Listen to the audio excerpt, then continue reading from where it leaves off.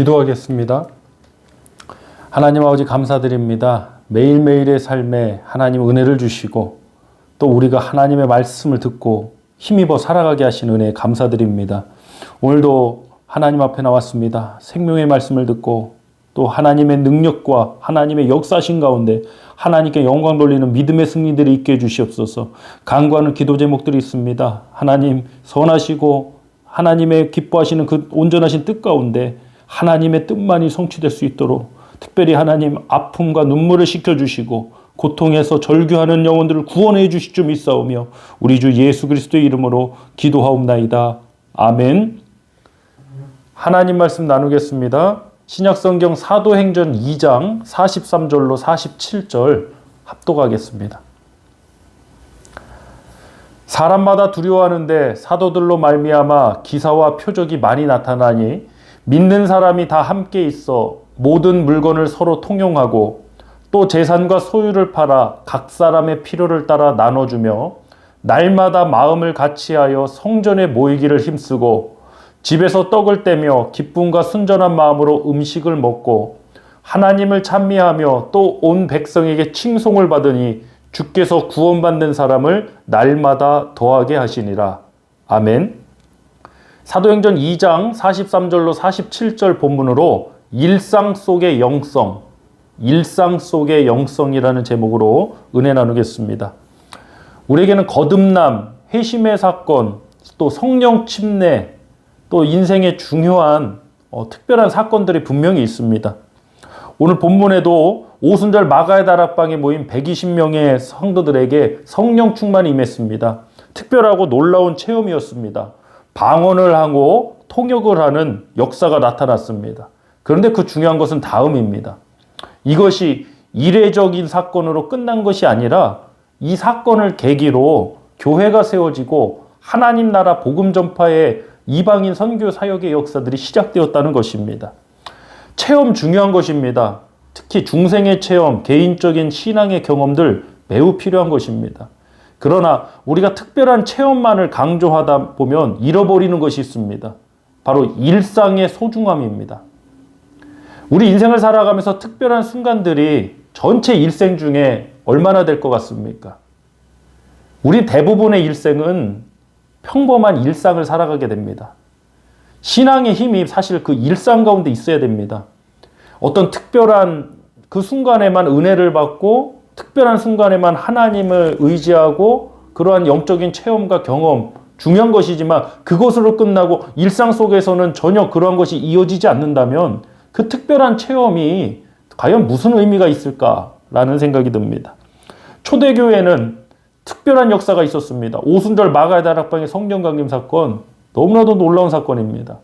그런데 그 단회적인 사건으로 끝나지 않고 이어져 갔습니다. 오순절 마가의 다락방에 성령 강림 사건이 있었고 베드로가 그 오순절에서 설교를 하죠. 본인이 설교한다고 생각은 안 했겠지만 하나님 말씀을 증거했죠. 예수님에 대해서 복음을 증거했죠. 그날에 많은 사람들이 마음이 찔렸고 회심해서 그날에 성도의 숫자가 3,000명이나 더해졌다고 합니다. 이런 특별한 뒤에, 특별한 날 뒤에 이어지는 것이 일상입니다. 일상의 영성이 사라져버린다면 특별한 것, 어떤 획기적이고 혁신적인 것만을 우리가 추구하고 쫓다 보면은 일상적이고 평범한 날의 소중함들을 상실해서 오히려 더 많은 것들을 잃어버릴 수가 있습니다. 우리 사랑하는 성도님들과 우리 교회는 일상의 소중함을 갖고 또 일상 속에서 하나님의 은혜를 경험하고 감사하는 그러한 역사가 있기만을 간절히 소망해 봅니다. 초대교회는 그 오순절 마가의 다락방 성령 강림 사건 이후에도 날마다 모이기에 힘쓰고 날마다 진심으로 같이 하나 되는 공동체로 성장해 나갔습니다. 본문 46절로 47절 합독하겠습니다. 날마다 마음을 같이하여 성전에 모이기를 힘쓰고 집에서 떡을 떼며 기쁨과 순전한 마음으로 음식을 먹고 하나님을 찬미하며 또 온 백성에게 칭송을 받으니 주께서 구원받는 사람을 날마다 더하게 하시니라. 아멘. 초대교회는 특별함만을 추구하지 않았습니다. 오순절 마가 다락방의 성령 강림 사건, 그 사건 너무나도 귀하고 시작점이 되었다고 할 수 있겠지만 그것만을 고집하지 않았습니다. 그들은 일상 속으로 나아갔고 일상 속에 그 특별히 받은 그 체험과 은혜가 이어져 갔습니다. 일주일에 한 번으로도 만족하지 않았습니다. 그들은 날마다 마음을 같이하여 모이기에 힘쓰고 예배하며 서로 교제했습니다. 초대교회에 나타난 역사 중에 가장 중요한 단어가 저는 이 날마다라는 단어라고 믿습니다. 우리는 특별한 날보다 이 날마다 일상을 더 소중히 여길 줄 알아야 됩니다. 일상 가운데 영성이 나타나니까 하나 될 수 없는 사람들이 서로 하나가 되고 나눌 수 있고 정말 주님께서 세워나가시는 그 교회로 건강히 성장해 나갈 수 있었다는 것입니다. 우리 교회가 그렇게 건강한 교회로 성장해 나가길 간절히 기도합니다. 특별히 무엇인가만을 해야 좋고 교회도 특별히 행사를 할 때가 있죠. 특별한 예배가 있죠. 그러나 그 특별함보다도 우리는 더 많은 일상, 더 많은 평범한 그러한 삶을 살아가야 될 때가 더 많다는 것입니다. 평범한 건 별로 중요하지 않아. 특별한 것만 중요해. 이렇게 하면 우리는 1년 중에 너무나도 많은 날을 놓쳐버리고 인생의 많은 순간, 사역의 중요한 순간들을 놓쳐버릴 수 있습니다. 저는 담임 목회자로서 이렇게 기도합니다. 우리 교회가 정말 평범한 속에 영성이 있는 교회가 되길 원합니다.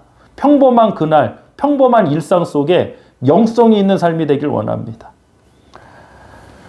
우리가 특히 2020년은 이 코비드-19, 이 바이러스 팬데믹 상황으로 인해 1년 동안 일상의 소중함을 많이 느낀 한 해였다고 많은 분들이 이야기합니다. 그렇습니다. 일상이 얼마나 소중한 것인가 우린 지금도 뼈저리게 느끼고 힘들어하고 있습니다. 그런데 그 일상이 무엇입니까? 평범함입니다. 평범하면 무엇인가 잘못되고 뒤처지는 것처럼 생각하는데 전혀 그렇지 않습니다. 하나님이 특별한 사람들만 어떤 세상적으로 인정받고 지식이 많거나 부귀 영화가 많은 사람 그런 사람들만 불러서 사용하셨는가? 그렇지 않습니다.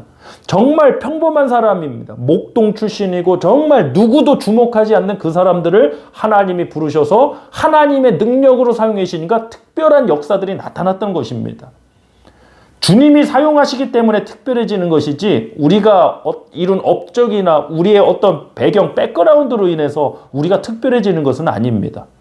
사랑하는 성도 여러분, 특별함만 추구하지 말고 우리의 일상, 우리의 평범한 속에서 정말 하나님과 함께 교제하고 주님의 몸된 교회로서 살아가는 우리 모두가 되어야 될 줄 믿습니다.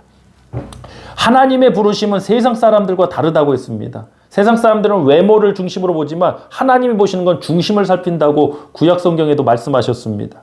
세상 사람들은 특별한 재주와 능력 갖춘 사람, 탁월한 사람을 찾지만 하나님이 쓰실 사람들은 탁월하다고 하나 안 쓰신다는 건 아닙니다. 그러나 그것이 하나님이 쓰시는 사람의 기준이 아니라는 것입니다. 우리 고린도전서 1장 26절로 31절 말씀 합독해 보겠습니다. 형제들아 너희를 부르심을 보라. 육체를 따라 지혜로운 자가 많지 아니하며 능한 자가 많지 아니하며 문벌 좋은 자가 많지 아니하도다. 그러나 하나님께서 세상의 미련한 것들을 택하사 지혜 있는 자들을 부끄럽게 하려 하시고 세상의 약한 것들을 택하사 강한 것들을 부끄럽게 하려 하시며 하나님께서 세상의 천한 것들과 멸시받는 것들과 없는 것들을 택하사 있는 것들을 폐하려 하시나니 이는 아무 육체도 하나님 앞에서 자랑하지 못하게 하려 하심이라. 너희는 하나님으로부터 나서 그리스도 예수 안에 있고 예수는 하나님으로부터 나와서 우리에게 지혜와 의로움과 거룩함과 구원이 되셨으니 기록된 바 자랑하는 자는 주 안에서 자랑하라 함과 같게 하려 함이라. 아멘. 주님이 부르신 사람이 어떤 사람들이었습니까? 지혜로운 사람이 많지 않고 능한 자가 많지 않고 문벌 좋은 자가 많지 않았다는 겁니다. 그런 분도 분명히 있었겠죠. 그런데 그것이 하나님이 부르시는 부르심의 조건이 아니라는 것입니다. 평범하게 살고 평범한 일상을 살면서도 우리가 얼마든지 하나님께 쓰임받을 때 특별한 일을, 특별한 사명을, 특별한 삶을 감당하고 살아갈 수 있는 것입니다. 평범하게 살고 생활하면 마치 무엇인가 문제가 있는 것처럼 우리 자녀가 평범한 학생이고 평범한 청년이고 평범한 직장인이면 무엇인가 문제가 있고 뒤처지는 것처럼 생각하는 것, 그것이 이 세상의 논리인데 안타깝게도 오늘날 교회, 기독교가 그러한 것에 너무 취해 있다는 것입니다. 일상의 소중함을 회복해야 합니다. 일상 속에서 우리는 하나님을 의지하고 하나님과 동행하는 그 삶을 살아가야 될 줄 믿습니다. 저와 여러분이 다른 사람과 비교해서 다른 사람처럼 될 필요도 없고 이유도 없습니다. 만약 우리가 다른 사람처럼 되어야 했다면 우리는 하나님께서 우리를 하나님의 형상이 아니라 다른 사람의 형상처럼 만드셨을 것입니다. 그런데 하나님은 저와 여러분을 하나님의 형상을 따라 각자 그 개인을 만들어 주셨습니다.